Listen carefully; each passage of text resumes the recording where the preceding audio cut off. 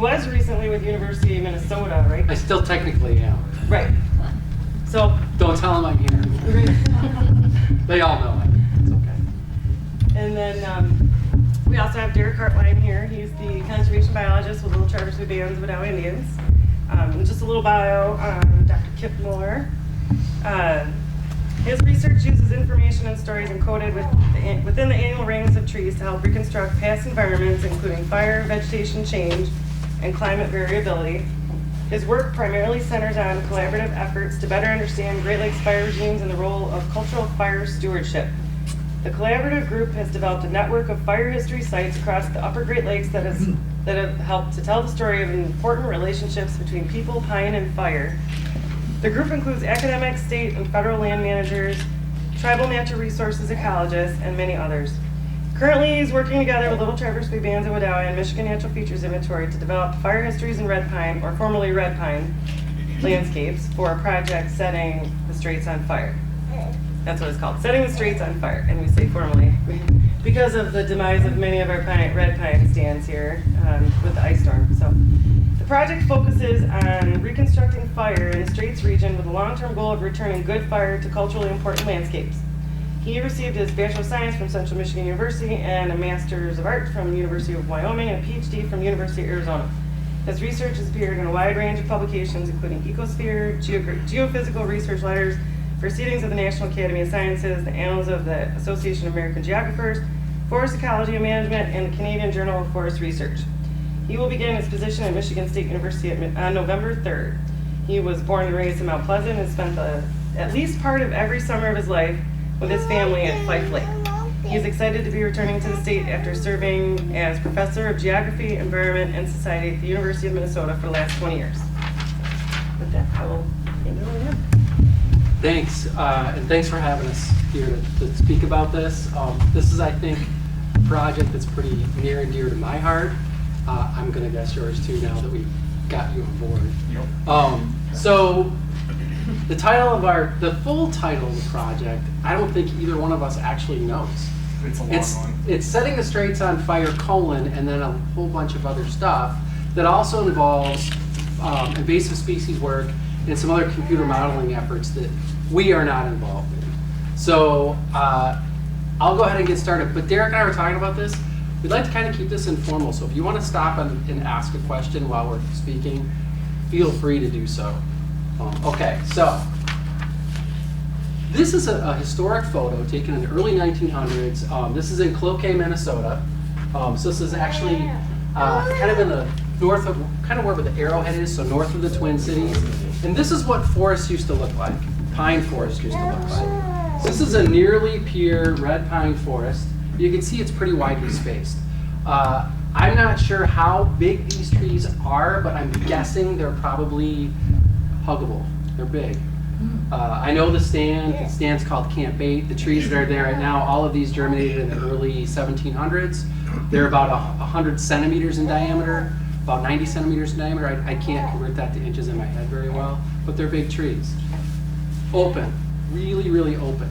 And this is a place that was stewarded by Ojibwe and Chippewa in this particular region for hundreds of years when they first arrived to that particular area, and they stewarded it using fire. When European settlers moved into the landscape, those settlers came in and coveted the trees that were there as a timber or as a commodity. And so fire was viewed by European settlers as being bad, but not initially. Initially, it was used as a tool by European settlers to kind of clear the landscape. And that's what kind of kept this open. This isn't what the forests look like today, as you're probably pretty well aware. They look a little bit different. And one of the reasons they look a little bit different is because from about what do we say up in this area? Logging started in the early 1880s. Yeah, the first sawmills were set up along. I think 79, 80 was the first sawmill. Okay. So logging really began in earnest in the late 1800s as the railroad started to push their way up here. They were doing some harvesting before that, using steamships to move lumber down to Chicago, but most of the logging occurred from about 1880 until about 1910. And by 1910, most of the logging was done. So what we're going to try to do today is I want to give you a little bit of background just to kind of get you to where we're at present. And then we'll talk a little bit about our project, and we'll talk a little bit about some of the results that we have. But I wanted to give you at least a little bit of background before I just started throwing fire at you. So, one of the things that I think is really, really important is we oftentimes, this is a quote from a paper from 1950, and the big point of this particular quote is that it kind of blames most of the devastation due to fires, because what happens is we logged it and it burned, right? Because a lot of the slash is laying on the ground, it dries out, when you have hot weather, a spark from the railroads will set all of that off, and we know this because we saw it actually happen. But a lot of what we attribute, or some of the problems we attribute primarily to uncontrolled forest fires. We kind of dismiss logging. I don't know, it seems a little bit off that if you didn't have the logging, you probably wouldn't have had big fires, right? You would have had something a little bit different. In the Great Lakes, we actually experienced some really, really large fires quite early in our nation's history relative to other places. If you're watching the news in the summer, one of the things that you probably see is that, or even not even the summer anymore, you can pretty much watch it year round, given when LA burned last year. You hear a little bit about the role of fire suppression in leading to forest accumulation, fuel accumulation, because no fires have been going through and burning that stuff out. And we attribute much of that to fire suppression, right? Putting fires out in the early 1900s, typically around 1910. That's when the big policies came in nationwide that prevented us from actually burning landscapes or prevented fires from occurring. But in the Great Lakes, we actually experienced large fires much before that. It just wasn't something that was paid attention to at the national scale, because most of the logs, most of the timber was already harvested off. So it wasn't really of great importance. You might tell that to Peshtigo, Wisconsin, where probably about 7,000 people were killed, I believe, and it's one of the largest natural disasters in our nation's history. In 1881, in the Thumb, this is the very first event. This is millions of acres in the Thumb burned in 1881, typically in October for the most part. It's the first event that the Red Cross was involved in, and most people don't know about it. The Metz Fire of 1908, you can see these railroad tracks. They're all bent from the fire. There were boxcars full of people that were caught in that fire that were killed. So the Great Lakes actually experienced some much, much larger fires than other parts of the country had, but they were largely forgotten because there wasn't timber around at that point that was merchantable, that would have cost had very much value. So I want you to kind of keep this in mind, that these sorts of events sort of galvanize public opinion in terms of how we view fire today. Right? We have an adverse relationship with fire in the sense that we think of fire as being devastating, we think of fire as being dangerous. But what we know is that over time, fire has played a really, really important role in these particular forests, and without fire, you wouldn't actually have pine forests in the Great Lakes anywhere. Okay. To drive that point home, this is a little description of Fife Lake Township where I spent a lot of time. Anybody that's ever looked at old surveying notes, so this is from 1839. You can kind of see it's pretty hard to read, so I've translated it for you. It just says, this is a beautiful township for surveying. I love that there's sarcasm in 1839, by the way. So this is a beautiful township for surveying, which is the only claim to attention it has. It is principally pine barrens and plains, and what is not so soon will be from the frequent recurrences of fire, which has now almost entirely destroyed the timber of any value. So when the surveyor, John Allard, went through that area, they surveyed this particular township in about a week, which I was a land surveyor in northern Michigan when my first job out of college. That is a rapid survey because there were no trees there. And this is before they'd been logged. It had been burned so much to keep it open that there wasn't really much timber there. I'll kind of come back to that in a second. But this just sort of shows us that fires were sort of viewed in the late 1800s as being bad, but we also know that fires burned sort of prior to European settlers moving into the area. And I'll kind of give you a sense of how much that is, too. But everybody knows that, I'm assuming, right? Smokey the Bear policies that really started in the 1910s. Smokey the Bear doesn't come on the scene until the 1950s. That was probably one of the most effective public relations campaigns ever developed, right? Like, everybody knows Smokey. Smokey is in every 4th of July parade everywhere across the country. And we've been really, really effective at keeping fires sort of out of the forests. But what we forget about is that we came here, we being me, a white Western European settler, we came here, there were people already here, and those people were working very, very hard to steward this particular landscape in which they lived. Anybody that lived in a landscape would be doing that exact same thing. They happen to be very, very good at it, and they happen to be very, very reliant on fire as a tool. So there's a few different pictures here. We have sort of a family in St. Ignace. We have a blueberry camp, which I can talk a little bit about the blueberry part of this in a second. We also have the Mount Pleasant Indian Industrial Boarding School, which is my hometown. So there were two things kind of going on around the turn of the century with respect to fire, right? We were, not only were we working hard to put fires out, but we were also working hard to change the culture, right? We were oppressing the culture of the people that were already here. We were removing children from their homes, putting them in boarding schools, and trying to take away the traditional life ways of that particular group of people, right? So all of these things kind of came together to really limit fires on the landscape. You lose all of the timber, you change the culture completely, you make fires criminal. If you look down here, an act to prevent the firing of the woods and the prairies that passed in 1817, 1827, 1837, and onward. We were passing laws to criminalize fire very, very early on, right? Because we looked at timber as an important value.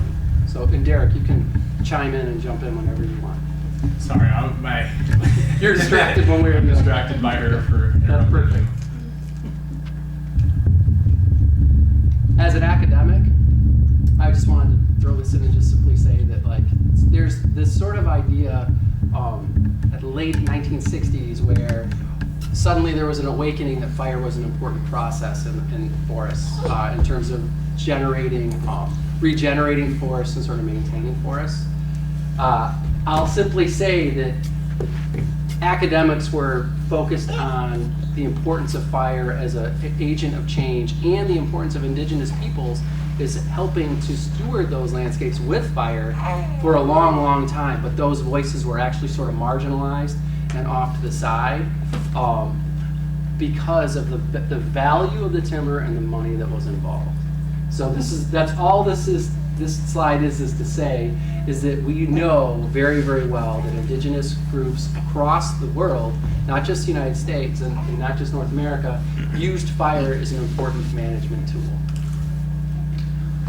And this quote from Francis Densmore in 1929. Has anybody heard of Francis Densmore?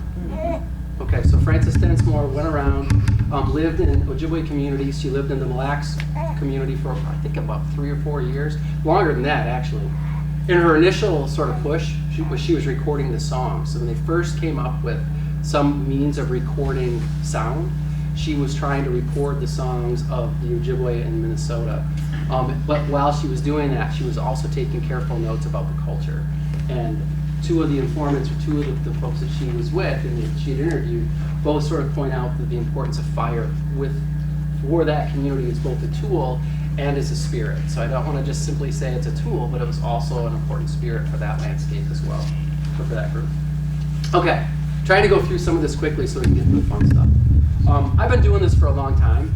I've been developing fire history reconstructions across the western United States until I moved to Minnesota about 20 years ago. I still maintain some work in the western United States, but when I got back to the Great Lakes, I had never actually been a professional in this landscape. And so I tried to transfer what I knew about fire in the West into fire into the Great Lakes, and it simply doesn't work. So over the last 15 or 20 years, I've been developing fire histories across the Great Lakes area, across the upper Great Lakes, and this is just sort of a map of where we've worked. There's a big hole in Wisconsin for a variety of reasons, but you can see we've kind of built this sort of picture out. And I want to show you a complicated graphic. And I'm going to walk you through it, and you're going to see a few of these. But there's really only two kind of big picture things that you need to see. So all of those little points that were on the maps have what we call fire histories. And those fire histories are developed by using tree rings to reconstruct past fires. And I'll talk about how that's done in a second. Each one of these horizontal lines represents the lifespan or the time span that's captured by the trees on a particular landscape.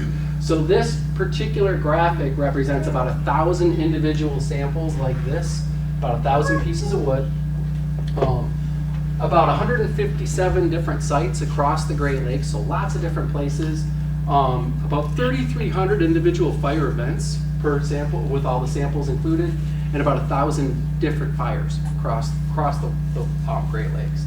That graphic on the right is simply a bar chart or a histogram that shows the time period between successive fires. So how long is it at a given spot?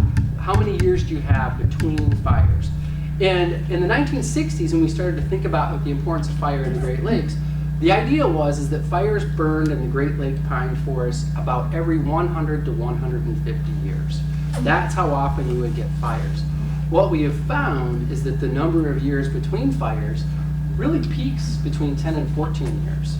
So all of our samples seem to suggest that we have much, much shorter fire intervals than that. So that's one thing. So the fire intervals in the Great Lakes are much shorter than we would expect, or than maybe we thought prior.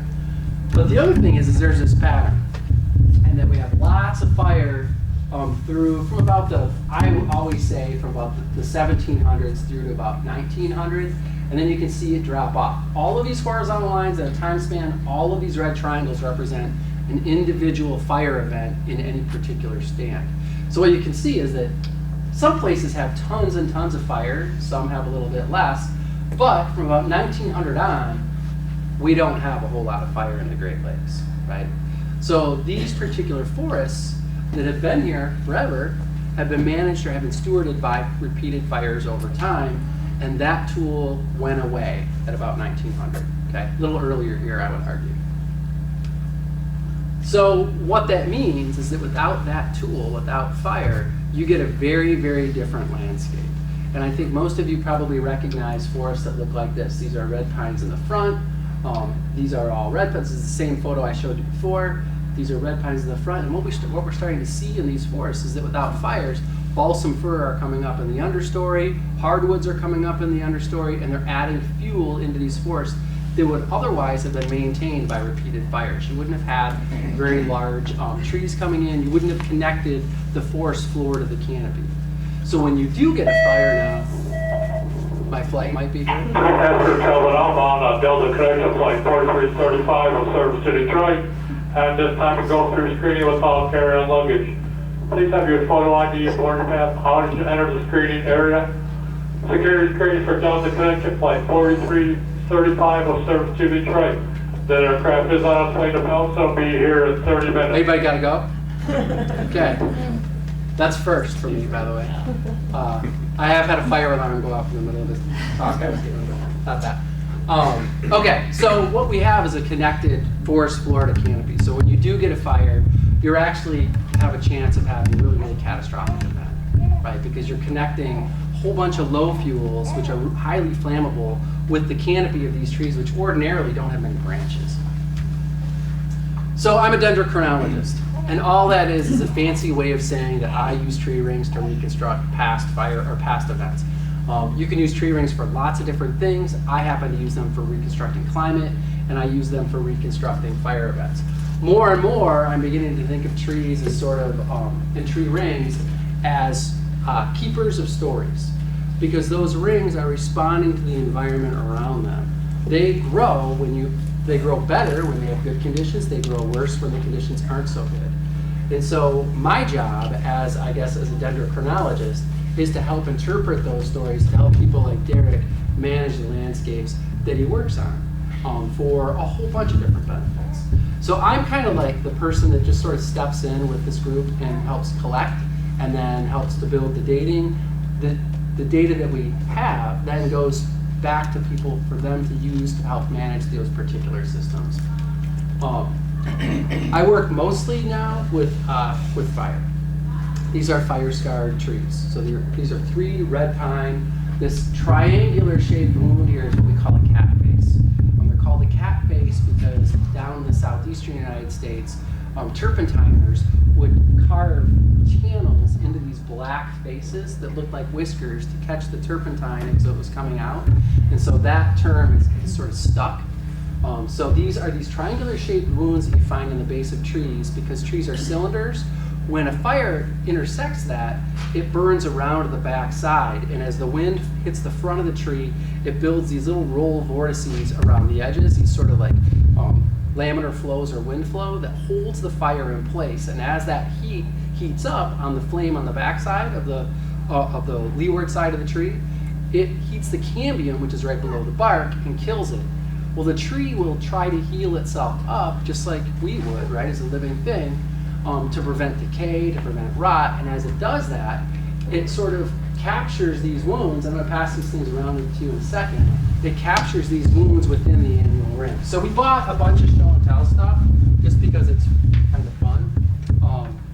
All of these samples that Derek is handing out are all from the area around Tony's Trail. Now be careful with them in the sense that they're charred on the front. But some of them are much worse than others. So if you have something white on, just be aware. And if you look at the front side, like this one, you can see these little edges, and each one of those edges represents a fire event where the tree then healed itself over going out, and it captures the wound within the annual rings, okay? That bad. So you can pass those around, but like I said, just, I'm gonna get in trouble probably when I get home. This is an actual stump or a sample from Tony's Trail as well. Yeah, this or is from Tony's Trail Spirit Lake site. Spirit Lake, Camp Lake site. So you can see what they look like on the ground. This is actually kind of important. So these trees are all sort of sitting there. They're not growing anymore. I hesitate to call them dead because they still have stories to tell. So if there's still stories within these annual rings, I can't really accept that these trees are actually dead. Not only that, but they have whole communities of life that they support as well. So that presents a problem because we need to get dates off these. We need to know when these things burn. Now, how many of you have counted the rings on a stump to know how old the tree is? Try to count them. You try to count them. Right. A lot of people have. Everybody does, right? But if you don't know when the tree was cut down or when the tree stopped recording, you really have no idea what year the ring was formed. You might know how many rings there are, but you don't necessarily know what year they formed. And we want to know the years for a whole bunch of reasons. So we need to connect living trees with remnant stumps. And the way that we do that is a process called crossing. So trees, because they're active recorders of their environment, they're responding to the way that the changes in the surroundings, precipitation, temperature, nutrients. In a region, they all respond sort of similarly.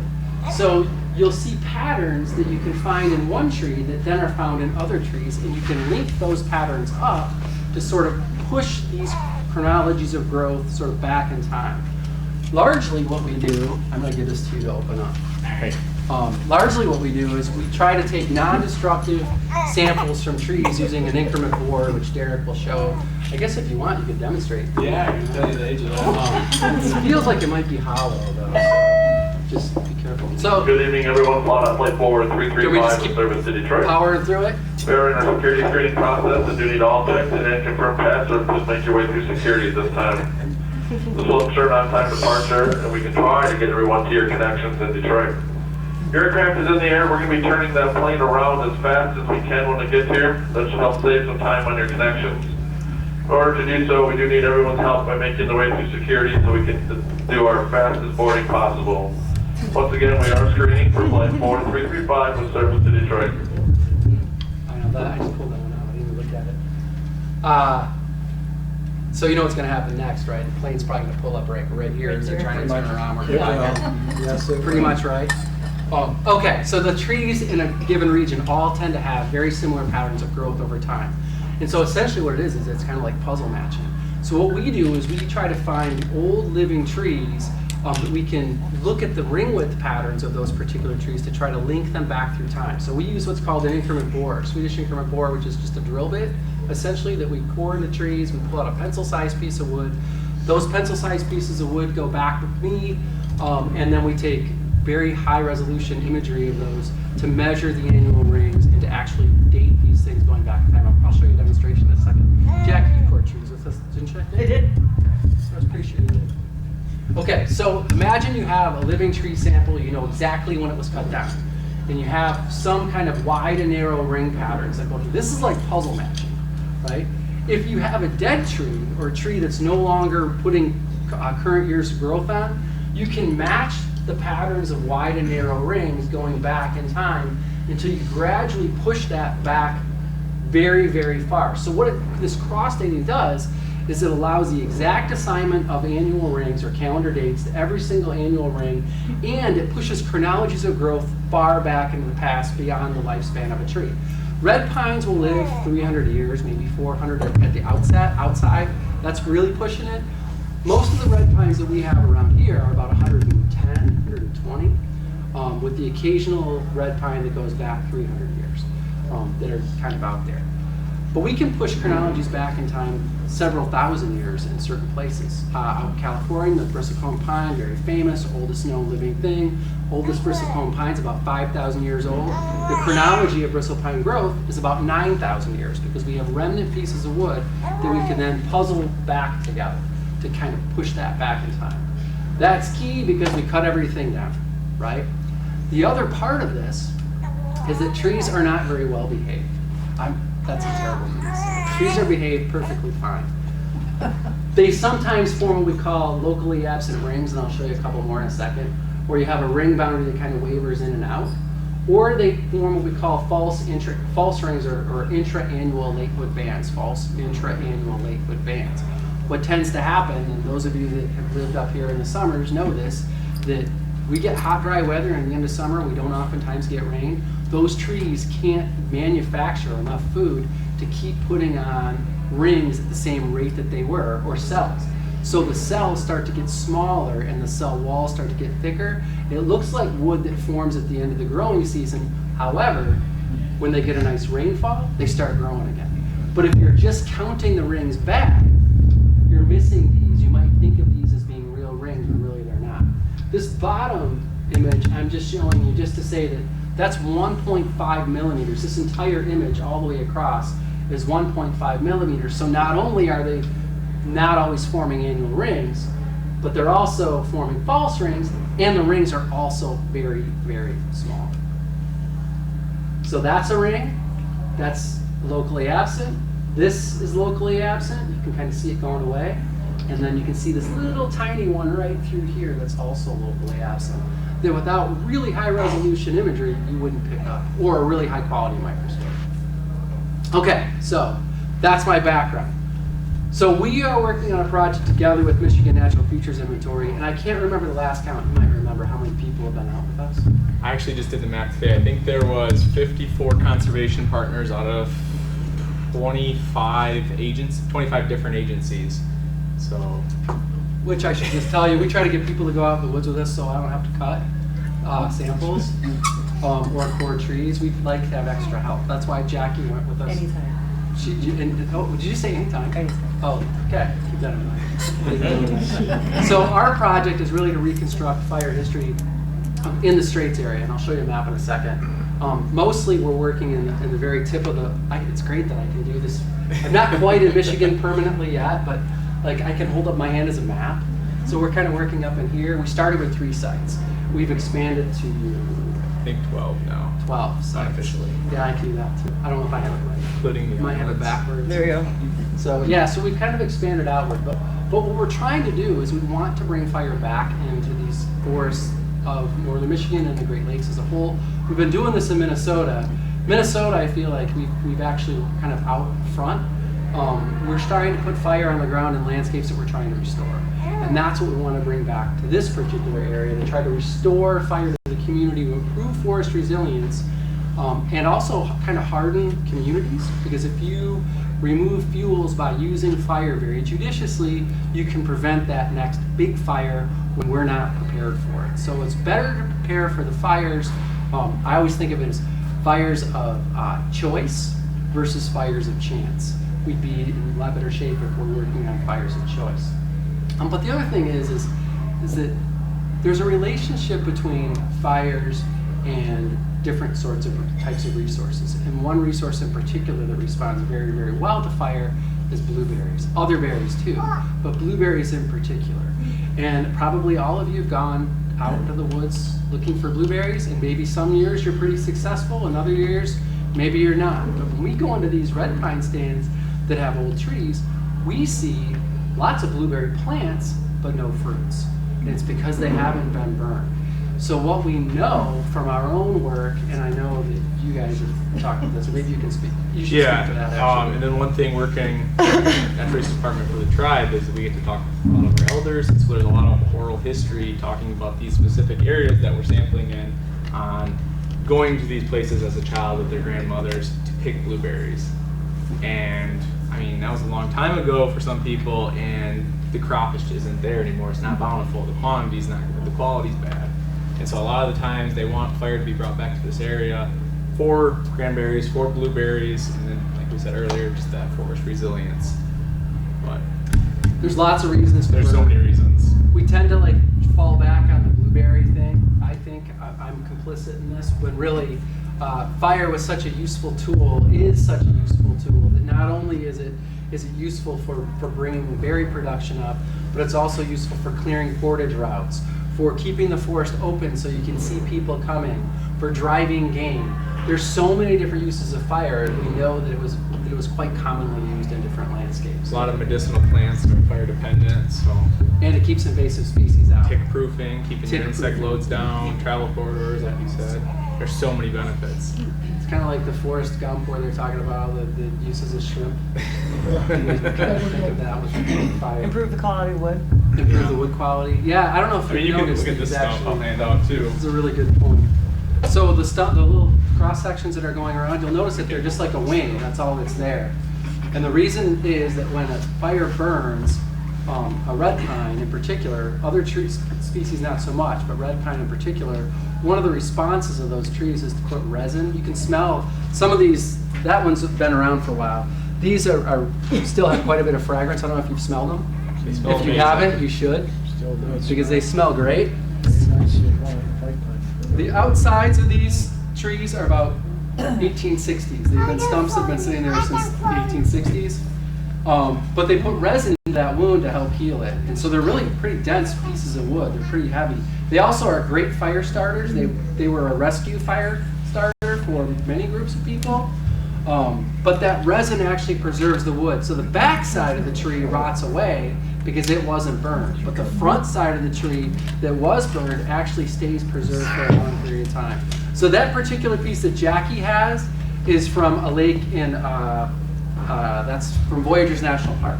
So I just like it because it's a cross section that you can see they're very similar. One thing to highlight on that one especially is you can kind of tell when fire stopped hitting that stump because you have about an inch of punkiness on the outside where the rest of it is that nice hardened layer from all the. When fire stops, wood becomes punky, not as strong. So it kind of cured that resin. Cured it. Yeah, and actually, so these samples, I just sampled, or I just sanded. When you sand these things, it heats them up, and you go through belts, sanding belts. I think I went through, I don't even know how many. I threw out about a whole box of belts afterwards. You can clean them with those big gummy eraser things, but there's so much resin as you heat those up that stuff just reactivates. People tell me I'd sand all of these in the art department at Minnesota, and people say that you can smell it in the entire building when I'm sanding. They know when I'm there. So, which I was very apologetic about it. Oh, no, we like it. We're just telling you, you can smell it. We I know noticed you're there. in my profession that I remove trees for a living, and I noticed that going on into the red, especially now that we had the ice storm, a lot of people are getting rid of their pines because they're dangerous. And so I go in and I cut them. You can literally, when my saw goes through it, you can smell the different areas that in that tree, what's good and what's bad. And I mean, it's very, very pronounced. And it's more pronounced this year after we had all the water and the humidity this year than we have had in a long time. I've been doing this for 15 years, and I've never had red pine smell the way it does now. Yeah. It's very, very, and even if I cut it, there's parts of it where, like you said, the resin all of a sudden will be very shiny. You'll know exactly where things were at and how it reacts. I love my job, absolutely love it, because every day I have to cut down a tree, it's completely different. So it's like I'm learning something every time I go outside, and it's phenomenal. But the red pines I noticed this year are a lot different than what they used to be, for sure. That's interesting. So I think you have some observations. Yeah, I wanted to point off one aspect of from what we've seen in the ice storm is, everyone sees these red pine plantations that are completely topped. It's wasteland. When you go into the stands, that's a natural red pine stand. That's not a plantation. Very minimal damage. Very minimal, and that's because of fire. Typically, your forest resilience. I keep hitting that point, but bringing fire back to these stands is making a hardier stand. Where your plantation, those homogeneous stands are just getting topped over. We saw it with the hardwoods too. I got a couple of years ago, I cut down a bunch of trees on Rigos 31 for a job. And there were some big pines, big red pines, 30-some inches across. And I've had those sitting on my property for 3 years, and they haven't rotted at all. I had red pines that came out of a couple stands that they're just punked out already, and it's only been 6 months. We do what's called a kick test in the field. Jackie knows about this one because we know it's a red pine that's been burned if you kick it and it's solid. Right? The backside might be rotted out completely, but you can tell that's pretty solid wood. But if you go into a plantation that's been thinned within the last 10 years and you kick one of those stumps, they just fall apart. They blow up. These things have been around. So I should just tell you. So this first fire on this is 1730, I think. I have the dates on this one. You have the dates on that one. The last fire on this I think is 1840. So this has been sitting there for a long time, right? But you go into a stand, they're gonna kill us, by the way. They're white tablecloths are gonna fly.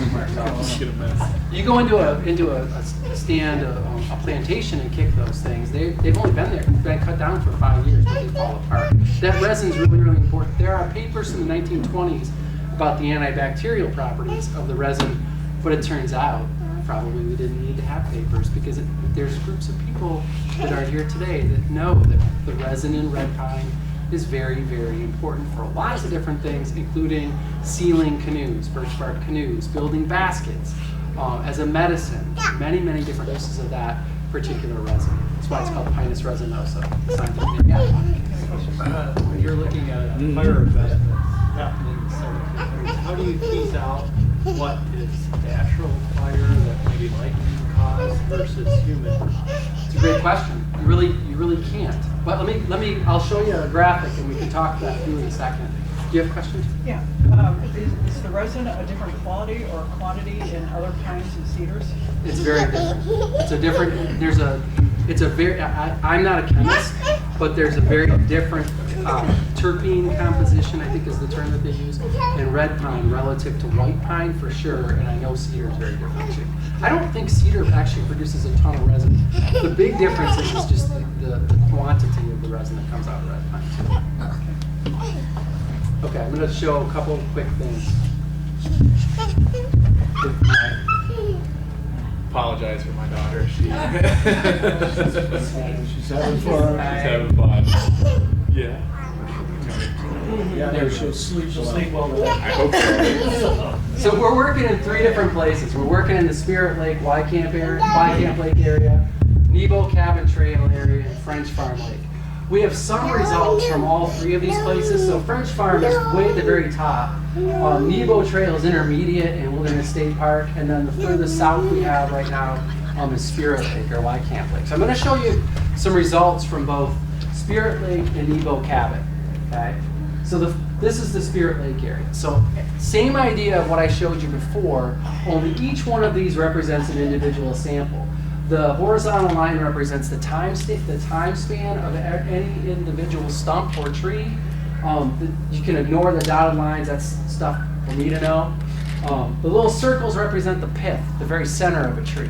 If it's a triangle, that means we have the innermost ring, but not the very center of the tree. So the big full cross section, that's pith, but all these little pieces are just the innermost rings. Every single one of these red triangles represents a fire that we would classify as being large. Now, there's a bunch of statistics that go into that we're not going to talk about right now.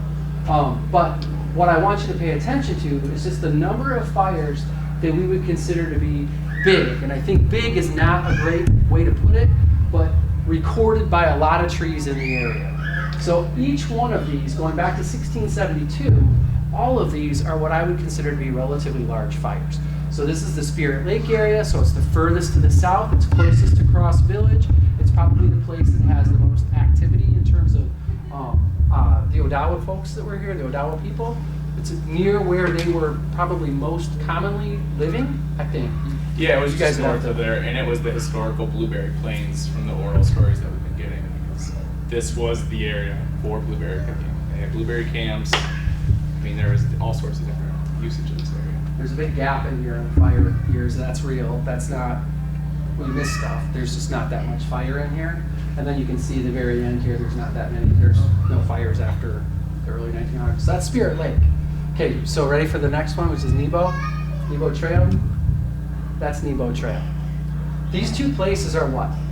10 miles apart? Yeah, not far. If that. And that's a huge difference, right? Same idea, fewer samples here, but fewer fires too, right? Now, a couple things. There are some shared fires between the places. So your question was about how do you separate out whether it's a natural fire versus a lightning fire, or a lightning fire versus a human ignited fire?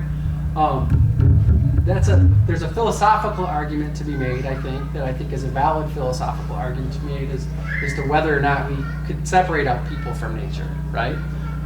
Because I would say that without people, you really don't get that many fires.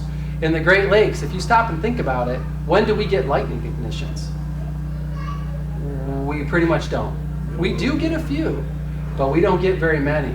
The lion's share of the lightning, when we get lightning, we typically get lots of rainfall with it. So it's really hard to start a fire. That's not to say we can't, but I might argue that it's pretty hard to start that many fires in that small of an area with that much lightning. You got to have lightning strikes a lot in the right place. You have to have the right polarity of the strike. You have to have the right power in the charge. You have to have it hit the right spot, and you have to have the right conditions there to keep going. Anybody that's tried to start a fire in the woods, maybe under not so great circumstances, knows that it's pretty hard to start a fire. Okay, so if you put them together, you can kind of see that there's a pretty stark difference between these two different places. And that's important, right? Because what this reflects are two different landscapes that are very close together, but that probably were stewarded differently for different reasons, right? So you do have a lot of fire in Spirit Lake, but that was an area that was largely used for picking blueberries based on what we know, based on conversations that you've had, right? Nebo Trail, we're not entirely sure, but we know that that was a travel corridor. So maybe it didn't need to burn as often, but you do have shared fire years. 1730, for example. You have some fires in the 1750s and 60s. That's a longer story, but you also have 1840 and 1846. I think that's unique and interesting. You have two paired fires. So the point is that these different places burn at different rates, probably because people were stewarding these landscapes for different purposes. Separating out intention or cause from a tree ring sort of scientist perspective, it's impossible. I can't look at a fire event in these and say, yep, it was lightning. Now, that said, there are some statistical ways I could look at it, but I also know that like if it's hot and dry, and not too hot, not too dry, we burn everywhere now. Our prescribed fires are set under prescription, so if it's hot and dry and you know it's gonna burn well, and it's 1730, and you're like, hey, we wanna get some stuff burned, we need to clear this out, people are gonna burn, right? So it doesn't have to be lightning. You need an ignition source. I think people were the ignition source. Anything you wanna add? No, I think you covered it really well. One thing I will point out, the samples we handed out, minus the big one, on the back of them, they should have numbers, so you could correlate them to the graphs. Like, Some of them do, some of them don't. I don't know if they got sanded off or not. So yeah, like 48F, Can we go back a slide so Yeah. it's just Spirit Lake area? That's right here. 48F, yeah. So you can see, I mean, it goes all the way back to the 1600s. Oh yeah, that's 16. That's This one I think that's had 1627. 13 fires just on that in that time frame. Pretty I don't know if crazy. that piece has the 13, but 12 to 13, maybe. well, sometimes it takes two pieces to get Yeah. out of the And sample. then, like, even this stump. What number's that? This one is 15F. This one has 10 fires, and I mean it's pretty crazy. I have the inner date at 1695, going up to 1880. Just that chunk of wood. I'm checking my work as you're telling me this. So yeah, that's 200 years old, right? That's 200 years of wood right there. Different than the red pine we see nowadays. So I think I'm out of time. I'm sure I'm out We of got time. lots of time for questions, right? But yeah, but we're happy to take questions. I'll simply say this is an ongoing project. We officially started this a year ago. Last right? October. So we've done some field work, but we're still working on interpreting what this sort of means. So I'm working on the fire history dates.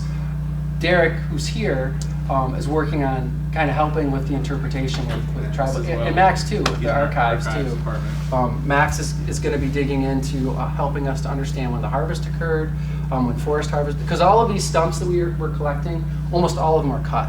They're like cut stumps that are out in the woods. So we need to get some better information about that and just the use of the landscape by people too. So One more thing I want to add is, I mean, not specifically for this grant, but for future projects, we're looking for additional sites too within Emmet County or in this area. So if you're on the landscape and you're seeing this, and it's public, private, or whatever, we'd love to come work with you and look at it to kind of create these histories or reconstructions as well. I mean, before I met Kurt, I was walking past so many of these, and I'm like, oh yeah, we got a lot of those fire stumps by us. Yeah. And they're It's about- everywhere. Derek took me to the best spot Yeah. ever. And you've been doing this, what, Our 20 very years? first day. I've been doing it 20 years. I've worked all over the Great Lakes, all over the Western United States. And we were in a stand for about 15 minutes before my mind was blown. It was, There's just stumps everywhere in certain places. Is it Tony's Trail?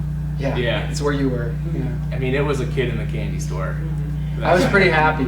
He's like, oh, they're everywhere. It's freaking out. Because I wasn't sure it would work as well as I thought. I've done the same sort of a thing around Fife Lake, around my cottage. And I've been going there my whole life, and I didn't collect my first sample there until 2015.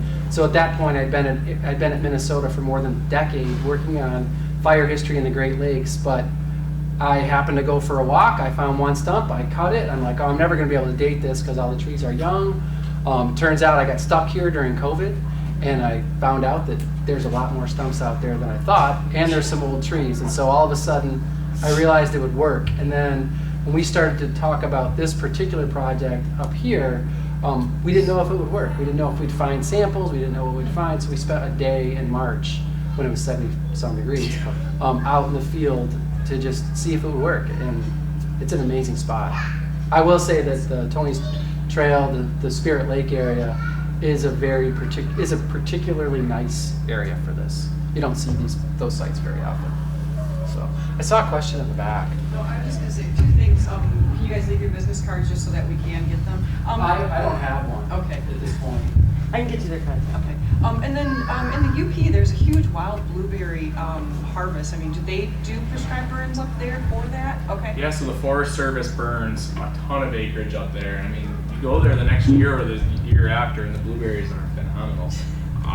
There's a really cool hand trick. Kurt, you're probably better at explaining it about blueberry harvest. Yeah, I can share. You wanna just, like, I can hit do that it really really quick. quick? So, I work with tribal groups in Minnesota, and I was out with a tribal member, and we were talking about the intervals between fires. And so, if you look at Tony's Trail here, they're about I think they're 6 years. I think at Spirit Lake area, they're a little longer at Nebo, but they would say, well, if you have a fire, blueberries will be higher in 1 year, and then next the year, final boarding call, sorry, Little final higher. screening call for flight board and then they 345 peak was in service about to 3 Detroit. years, So the final 3 to screening call, 5, you and need then they all start to checked in, decline, confirmed and then you have to burn situation, again. security is set. So Your that's aircraft will be on the ground here in something that about I was 3 or 4 told. minutes, so once that plane to plane I don't know how begin broad, reporting how process wide we immediately use that. thereafter.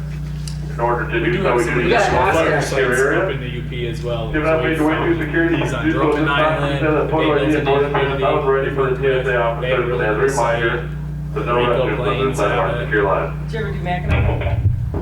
Island? Did you ever do Mackinac? No, but we I have did. no idea. We were out on Are Beaver. there stumps out there? I On mean, it's a Mackinac? great Not surprised. historical spot. What about Bois Blanc? We haven't been to Bois Blanc, but that's been discussed. One of our collaborators with Michigan Natural Features Inventory really likes islands, as does Derek's boss, I think. Yeah. Really likes islands, so they're always thinking about the islands that we can go look at. We did 2 this summer. We did Beaver and High Island, and we got 2 really cool sites out there. Yeah, we started with 3 sites, but we've rapidly expanded accidentally. There's a lot of wood laying around in Derek's office. So, It smells mine good, too, though. I guess. But yeah, I think that we're just starting to learn the places that we can go. I think we're just starting to get an idea of just how widespread this is. The one thing I would emphasize is that every place is different. So like you have a place that's 10 miles apart, Nebo and Spirit, and they have very, very different histories of both cultural use and very, very different histories from a fire perspective as well. And those 2 things are sort of intertwined, right? So you have people that are using fire to steward the landscape up until the early part of the late 1800s, early 1900s. So what we'd like to see happen is people stewarding the landscape with fire going forward to both prevent larger, more destructive fires, but to also return an important tool to, I think it's to tribal communities, because those are tools that were important. They are important, and they should be continually used. So I do have a question, and I've kind of noticed this, like I said, with my job. So when you get into a red pine forest itself, I mean, you definitely know where there's a cutoff. And then all of a sudden you'll have, like, I would say, for me, when I go in and look at them, there's balsams that kind of encroach on where all of a sudden the red pines stop, and now you have balsams. Is that, what is the reason behind that as far as, I mean, I know if you guys can elaborate a little bit on that, because I know balsams burn, like, I mean, you put them in a fire and they're gone.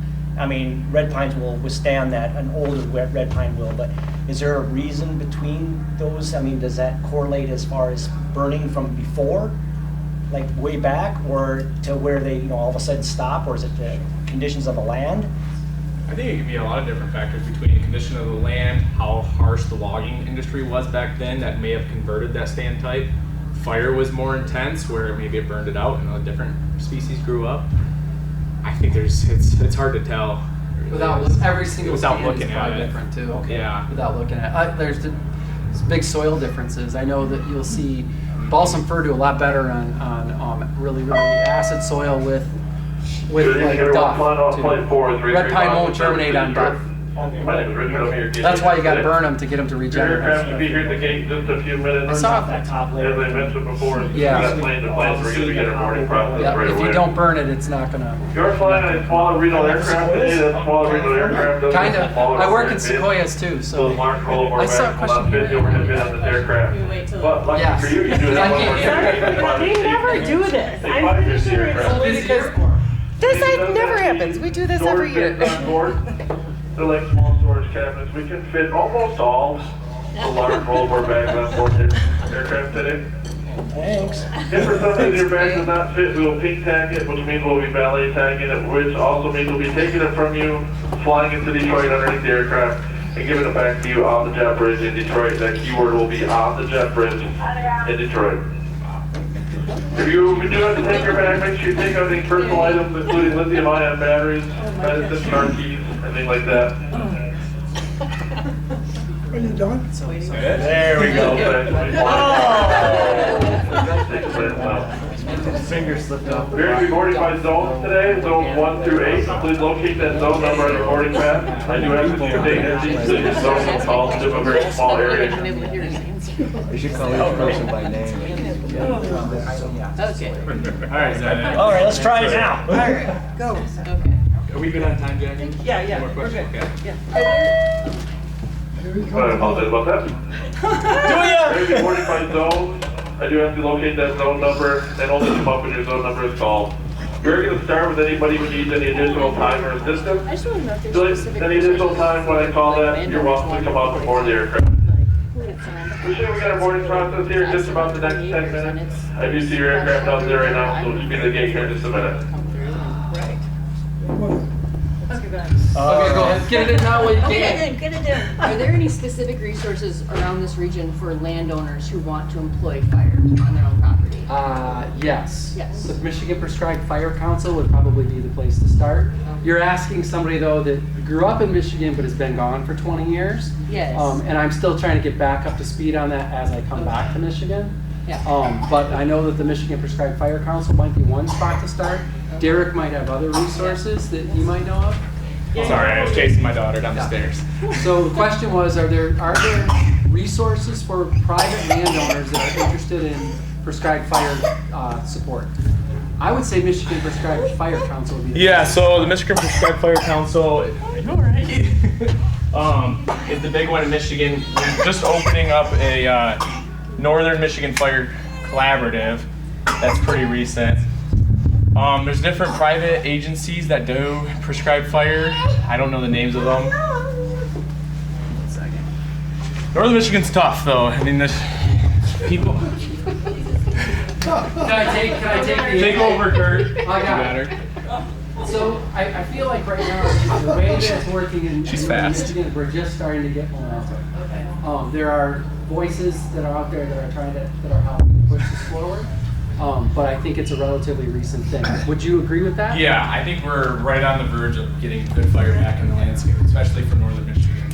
Yeah, like you said, it's really hard up here because people love it. People move up here because of the trees. And they feel that if you burn a tree, it's gone. Yeah. Chances are it's going to burn the foliage out, but next year it's going to come back stronger and better. That's true. But they don't see that part. They don't. They just see the smoke don't. come up and they see the fire and you're like, Fire's the bad. tree's dead. Well, And it'll take a lot of education. that's it.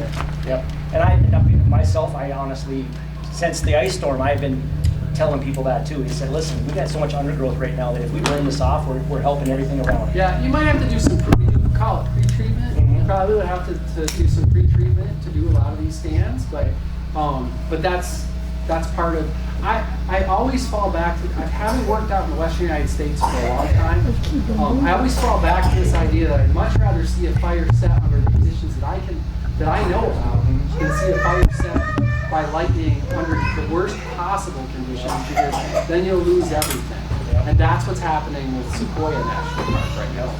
Basically California. Basically California. Although California, to be upfront, they're pretty proactive.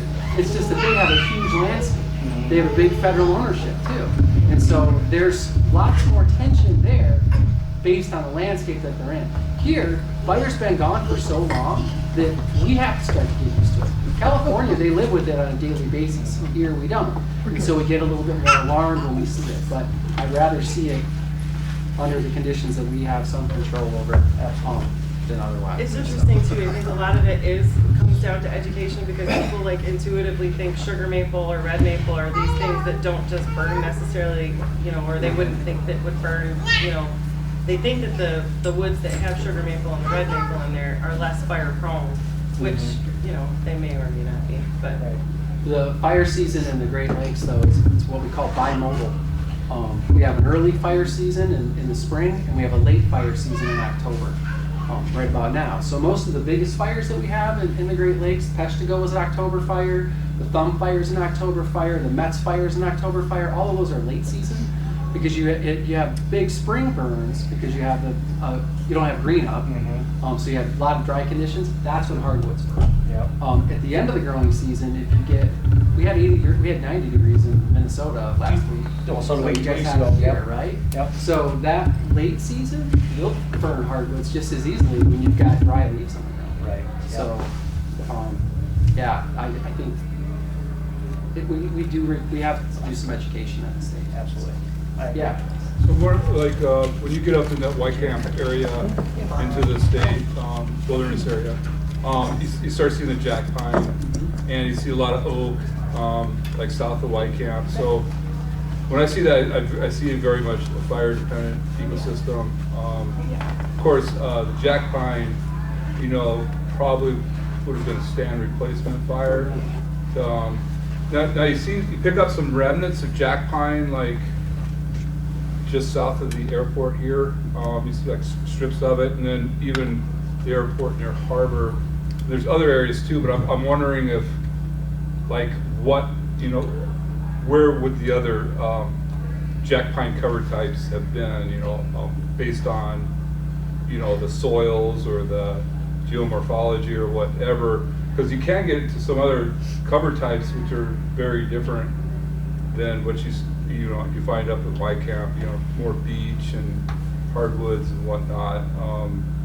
So I think that would be something we'd want to really consider or look at, is the cover types, the soils and whatnot, and maybe try to recognize that there's different fire frequencies, different fire intensities that drive those different ecosystems. Yeah, especially with jack pine. Yeah, yep. I mean, jack pine definitely is a tree that in the Great Lakes, it grows on much droughtier soils usually, hotter, drier, got reindeer lichen underneath it a lot.